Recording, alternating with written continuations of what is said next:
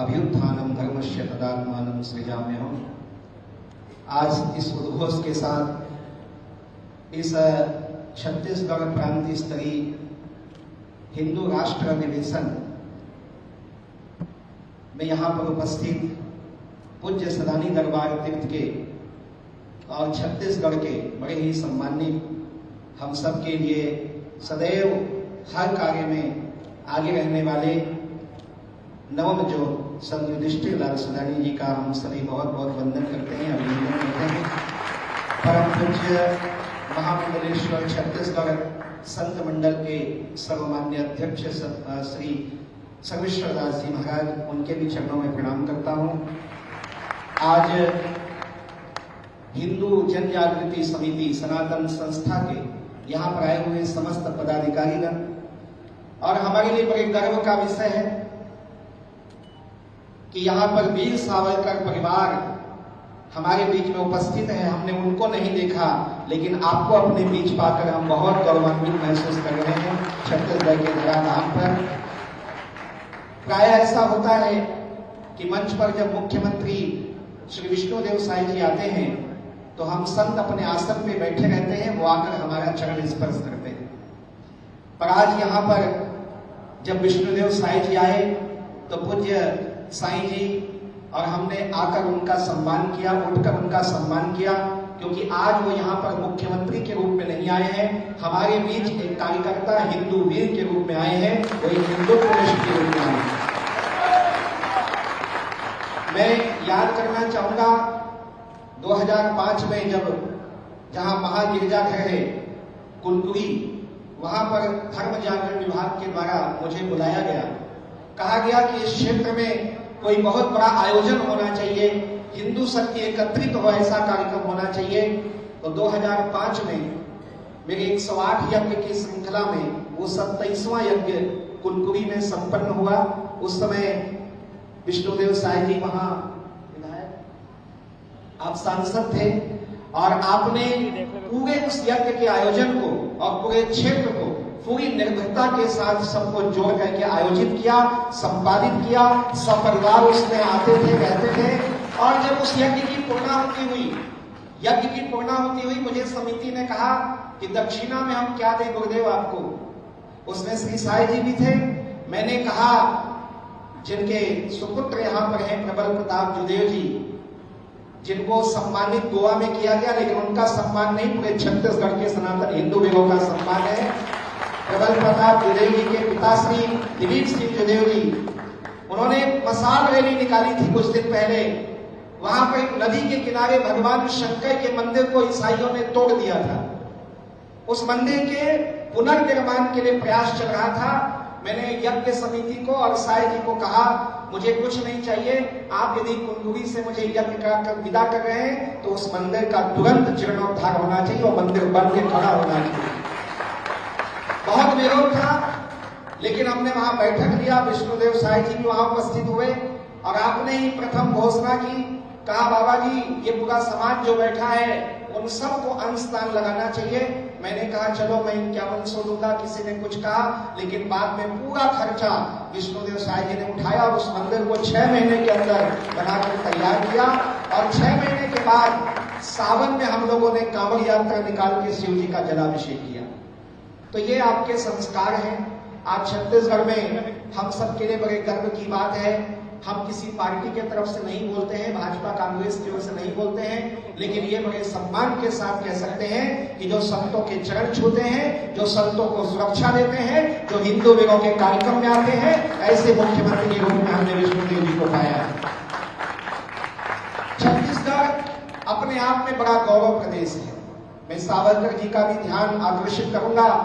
कहते हैं कि विश्व के अंदर सूर्य का उदय होता है, लेकिन एकमात्र धरती छत्तीसगढ़ है। मैंने इस धरती में जन्म लिया, इस बात का मुझे गर्व है। ये वो धरती है जहां सूर्य को जन्म देने वाले पूर्व का उदय होता है, और वो है माता कौशल्या।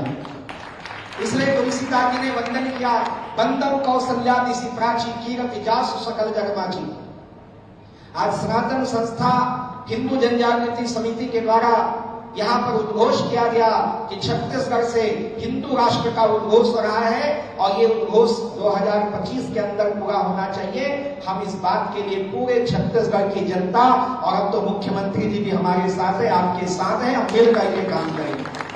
मैं एक संदर्भ भी यहाँ पे कहना चाहूंगा, वो संदर्भ ये है कि हिंदू जनजागृति समिति में कई बार गोवा गया हूँ, कार्यक्रम में रहा हूँ। हिंदू जनजागृति समिति वो समिति है, वो एक ऐसा संगठन है जो अपने आप को संगठन नहीं मानता है। वो कहता है कि सारे संगठन को जिस दिन हम जोड़ लेंगे वो दिन भारत का संगठन तैयार होगा, उसके लिए समर्पित संस्था है। हिंदू राष्ट्र की आज हम जो बातें कर रहे हैं, लेकिन सबसे पहले सनातन हिंदू राष्ट्र की स्थापना के लिए उद्घोष करने वाली हिंदू जनजागृति समिति।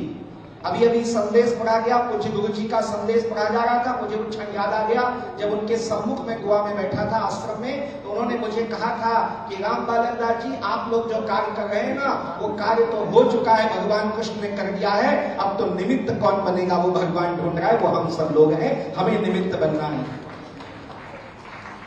अभी अभी पूर्व आईजी साहब यहाँ पे बोल रहे थे कि कैसे कैसे कानून है और कैसे कैसे अधिकार है। मुझे बड़ा आश्चर्य होता है, ऐसे कानून और ऐसे अधिकार होने के बाद भी क्यों हमारी बहन बेटियों को लव जिहाद करके फंसाया जाता है। ऐसे कठोर कानून होने के बाद भी और इतने स्वतंत्र अधिकार हमें होने के बाद भी क्यों हमारी गौ माता की हत्या करके उनका मांस छत्तीसगढ़ के सड़कों में विक्रय करते हुए पाया जाता है। ऐसे कठोर कानून होने के बाद भी क्यों कोई विधर्मी हमारे ही भाई बहनों को बैगला करके उनका धर्म परिवर्तन कराता है। आज जितनी बातें यहाँ पर पूर्व आईजी साहब ने कही है, मैं चाहूंगा कि ये सारी बातें हर थाना में पहुंचाया जाए और इसे कानून के दायरे में स्वीकृत किया जाए, ताकि हमारे हिंदू भाइयों को काम करने का अवसर मिले। अभी अभी बहुत कुछ दिन पहले लव जिहाद की घटना हुई है, हमारे समाज में हुई है, हमारे सिंधी समाज में हुई है, कुछ दिन पहले जैन समाज में हुई है, अन्य समाजों में हुई है। एक लाइन में यहाँ की कानून व्यवस्था कह देती है। मैं मुख्यमंत्री जी का ध्यानाकर्षण करना चाहूंगा, आज धर्मांतरण पर रोक लगे, यह कानून क्यों जरूरी है? इसलिए जरूरी है क्योंकि एक लाइन में कह देते हैं तो बालिग है, ये बालिग है, ऐसा कह के हमारी बहन बेटियां हमारी आंखों के सामने उन विधर्मियों को सौंप दी जाती है और हम खून का घूंट पी के रह जाते हैं। वो स्थिति खत्म हो, इसके लिए धर्मांतरण पर पूर्ण नियंत्रण का कानून छत्तीसगढ़ में लगना चाहिए। और ये मेरी भाषा है, हम तो संत हैं, हम किसी पार्टी के नहीं है। हम यहाँ पे कोई निवेदन नहीं कर रहे हैं मुख्यमंत्री जी को, हम ये संतों के मंच से आदेश देते हैं, ये धर्म मंच आदेश देता है कि ये कानून जल्द से जल्द लगे, जो उत्तर प्रदेश में है, जो गुजरात में। गौ माता की रक्षा का विषय भी है। आज गाय सड़कों में हम हिंदुओं की भावना आहत होती है, उससे स्वयं साईं जी भी आहत है। अभी अभी हम पूज्य साईं जी से चर्चा कर रहे थे कि गाय के लिए पहली रोटी निकालने का प्रावधान हमारे सनातन हिंदू धर्म में है, लेकिन 2 वर्ष अब शासन को होने जा रहे हैं, लेकिन 2 वर्ष पूर्ण होने में अभी 3 महीने हैं। गौ माता एक भी सड़क पे नहीं होनी चाहिए। गौ माता को जल्दी से जल्दी आश्रय मिले। आपकी गोधाम योजना का इंतजार हो रहा है। सड़कों में गाय को देख करके मन दुखी होता है, इस पर भी तुरंत कार्रवाई होना चाहिए। यह भी इस मंच से हम आपसे चाहते हैं। माननीय मुख्यमंत्री जी को हिंदू जनजागृति समिति ने बड़े सम्मान से आमंत्रित किया, उतने ही सम्मान से, बड़ी श्रद्धा से वो यहाँ पर संतों को नमन करने और पूरे प्रदेश से आए हुए हिंदू वीरों को मिलने के लिए आए। शायद वो सोच रहे होंगे कि मुझे मंच में बुलाकर बाबा जी क्या क्या कहेंगे, लेकिन ये बातें मेरी नहीं है। किनके किनके मन की बात है, एक बार दोनों हाथ उठा दीजिए।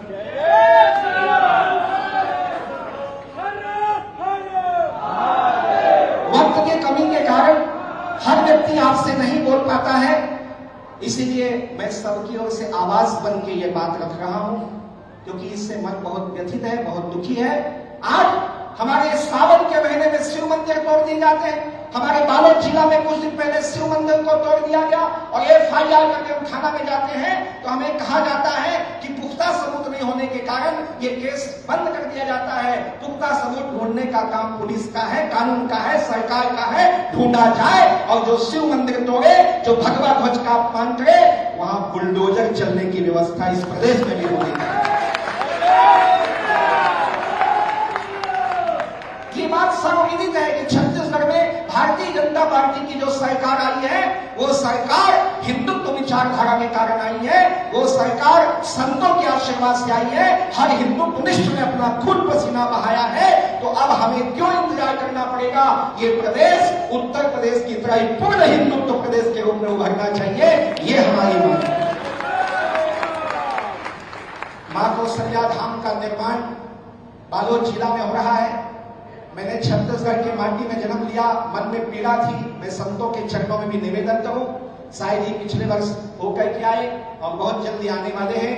2026 में राम के मामा गांव में माता कौशल्या के मायके में गोद में अपने रामलला को लेकर ये 7 फीट की दिव्य मां कौशल्या की मूर्ति उस 108 फीट ऊंचे मंदिर में स्थापित होने वाली है। मैं आप सब लोगों के साथ साथ संतों के चरणों में निवेदन करूं कि वो कौशल्या धाम को एक शक्ति केंद्र के रूप में प्रदेश स्वीकार करें। जिस तरह हम गुजरात जाते हैं तो द्वारका धाम, जिस तरह उड़ीसा में जगन्नाथ धाम, इस तरह छत्तीसगढ़ में ये कौशल्या धाम का स्थान सुनिश्चित हो, इसके लिए भी प्रबल प्रयास किया जाए, उसके लिए भी काम किया जाए। अंत में हिंदू राष्ट्र के बारे में कुछ मीडिया कर्मी बहुत सवाल पूछते हैं। मैं मीडिया के साथियों से कहूंगा, आप हिंदुस्तानी हैं, आप हिंदू हैं। हमारे लिए तो वो सब हिंदू है जो हिंदुस्तान और हिंदुत्व को समर्थन देता है। कुछ लोग कहते हैं कि अरे हिंदू राष्ट्र आ जाएगा, हिंदू राष्ट्र आएगा तो मुसलमान कहां जाएंगे, ईसाई कहां जाएंगे। और कुछ इस देश के मुसलमानों को भटकाते हैं, राष्ट्र भक्त मुसलमानों को भटकाते हैं। अरे तुम्हें तो हटा दिया जाएगा, तुम्हें तो निकाल दिया जाएगा। और यही कारण है कि राजनीतिक हस्तियां दबाव में आ जाती है कि हमारा वोट बैंक खतरे में ना पड़ जाए। तो एक बात स्पष्ट कर देना चाहता हूं, नेपाल हिंदू राष्ट्र था, क्या वहां मुसलमान नहीं थे? पाकिस्तान और सऊदी अरब जैसे देश मुस्लिम कंट्री है, मुस्लिम राष्ट्र है, क्या वहां पर हिंदू नहीं रहते हैं? क्या जिस देश का जो राष्ट्र धर्म होगा वहां दूसरे राष्ट्र धर्म के लोग नहीं रहते हैं? क्या उनको नागरिकता नहीं मिलती है? इस देश के अंदर जो बाबर की औलाद बनेंगे उनको तो हटाया जाएगा, लेकिन जो रहीम स्थान बनेगा उनका स्वागत किया जाएगा।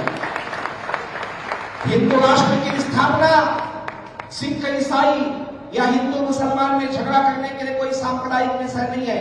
और यदि कोई कहता है, लोकसभा में भी कहा गया, और याद करिए अटल बिहारी वाजपेयी जी ने विरोध किया था इस बात का कि भगवा को आतंकवाद कहने वाले गलत कह रहे हैं। भगवा सनातन की पहचान है, भगवा आतंकवाद नहीं होता, भगवा सदा शांति का प्रतीक रहा है, साम्राज्य और समृद्धि का प्रतीक रहा है, हमारे धर्म का प्रतीक रहा है। और हमारा ही धर्म है जो किसी को छेड़ता नहीं है, और हमारा ही धर्म है जिसको जिसने छेड़ा उसको हमारा धर्म कभी छोड़ता भी नहीं। इसलिए भगवा के विषय पर, सनातन के विषय पर, हिंदू राष्ट्र के विषय पर बहस करना बंद करें। बहस करना है तो इन विषयों पे करें जो ज्वलंत विषय आज यहाँ पे उठाया गया। आगामी 3 अगस्त को महादेव घाट हनुमान मंदिर से लेकर वीआईपी रोड राम मंदिर तक एक विशाल पद यात्रा हिंदू राष्ट्र के लिए निकाली जा रही है। मैं समस्त सनातन वीरों को आमंत्रित कर रहा हूं, 3 अगस्त को समय निकालिए। मैं भी रहूंगा, बहुत से संत रहेंगे और सभी सनातनियों को रहना है। हमारे बागेश्वर सरकार जी के भी आने की संभावना है। सबको निमंत्रण देते हुए मैं अपनी वाणी को यहाँ पर विराम दूंगा। और मेरी बातों से आप सहमत रहे हैं, संतों का आशीर्वाद मिलता है। और हमारे साई जी तो हमारे शिष्य हैं, भक्त हैं, हमारे प्रेमी हैं, हमारे हिंदू भी हैं। प्रबल प्रताप जी यहाँ पर हैं। आप सब लोगों से चाहूंगा, हम एक पथ के पथिक हैं, तो आओ, मंजिल तो सामने है, बस रास्ते में कुछ कंटक दिखाई दे रहे हैं। उन कंटकों को उखाड़ कर फेंकने के लिए हम सब लोग मेहनत करें तो बहुत जल्दी हिंदू राष्ट्र की परिकल्पना सफल होगी। एक बार जय घोष करते हुए वाणी को विराम दूंगा। जय जय श्री राम। ऐसे नहीं, और जोर से मुठ्ठियां बांध कर, कोई भी धर्मी इधर उधर से सुने छाती फटे उसकी, उठाइए दोनों हाथ, मुठ्ठियां बांधिए। जय जय श्री